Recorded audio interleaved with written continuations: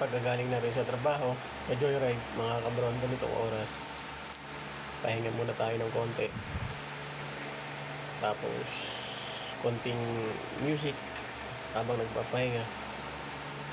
Tapos, iniisip natin mga kung anong dapat natin gagawin sa mga buhay na future. Sana magsilbing aral yung mga ginagawa natin at yung mga video na ina-upload ko sa YouTube. Kaya ako nagla-live ng ganitong oras para i-promote yung YouTube account ko. Please subscribe my YouTube account, Cabron Motovlog, mga kabron. Lagi natin isipin na buhay laban lang ng laban, grind lang ng grind.